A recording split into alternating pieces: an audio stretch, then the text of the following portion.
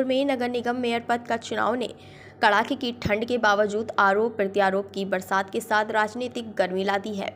आज दिन में कांग्रेस के मेयर पद के प्रत्याशी संदीप सहगल के द्वारा भाजपा के प्रत्याशी दीपक बाली और भाजपा कार्यकर्ताओं और पदाधिकारियों के ऊपर कांग्रेस प्रत्याशियों को धमकाने के गंभीर आरोप के बाद शाम भाजपा प्रत्याशी दीपक बाली ने भी कांग्रेस के ऊपर गौ हत्या के आरोपी को टिकट देने का आरोप लगाते हुए कांग्रेस पर जवाबी हमला शुरू कर दिया है।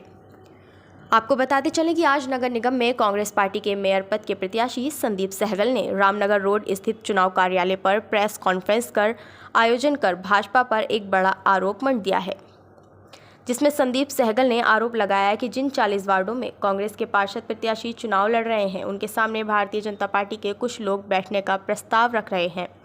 इस प्रस्ताव को ठुकरा दिए जाने पर उन्हें पैसे का लालच दिया गया। जब वे पैसे से भी नहीं टूटे तो उनको डराया धमकाया जा रहा है और उनके घर जाकर उनके परिवार के लोगों से कहा जा रहा है कि सरकार हमारी है, हम जो चाहें कर सकते हैं।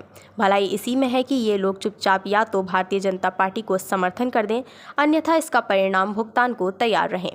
संदीप सहगल ने कहा कि इस बात को लेकर कांग्रेस के पार्षद प्रत्याशी उनसे मिले और अपनी पीड़ा बताई।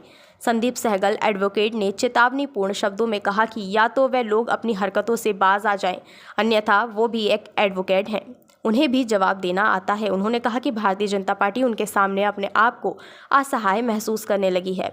भाजपा को उनका जनाधार बर्दाश्त नहीं हो रहा है। उन्होंने कहा कि भारतीय जनता पार्टी के लोग अपनी हरकतों से बाज आ जाएं, कानून वे भी भली भांति जानते हैं।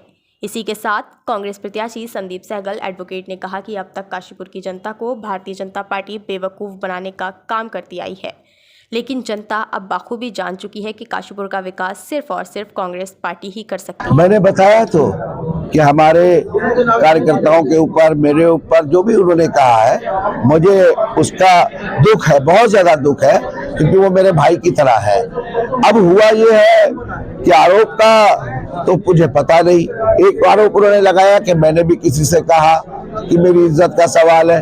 अब ये धमकाना है तो मैं क्या कह सकता हूँ। दूसरी बात उन्होंने कही कि कार्यकर्ता जो है वो धमका रहे हैं, बाहुबल दिखा रहे हैं, पैसे का बल दिखा रहे हैं। तो मतलब मैं ये कहना चाहता हूँ कि 40 में से उनके 30 पार्षदों के पर्चे भरे गए। अब उनको उम्मीदवार नहीं मिल रहे और संगठन की मीटिंग के बाद, इन 3 दिनों के बाद, पर्चा भरने के बाद आज मैं पहली बार जनता के बीच में निकला था, तो उसी 2 घंटे में जन समर्थन को देखते हुए उनकी बौखलाहट बढ़ गई और वो मीडिया से बात करते हुए वो बात नहीं कर रहे। मीडिया से अगर आप देखेंगे, आपसे जो वीडियो हमने देखी है प्रेस कॉन्फ्रेंस की हम सब ने, उसमें वो धमका रहे हैं, वो धमका रहे हैं। जिस प्रकार से उनकी शिकायत है, राहुल मुद्दे हैं सुंदर, स्वच्छ, खुशहाल, स्वस्थ और सुरक्षित काशीपुर। हमने उसे वही बनाना है। डेवलपमेंट के मुद्दे हैं, विकास के मुद्दे हैं, शहर की जरूरतों को पूरा करना है, ड्रेनेज सिस्टम को ठीक करना है। तो क्या है कि मेरी कोई शिकायत नहीं है। मैं तो उनसे निवेदन करना चाहूंगा कि जो आज उन्होंने प्रेस में जिस तरीके की भाषा का इस्तेमाल करा है, उस तरीके की जो भाषा है वो आप खुद देख लीजिए।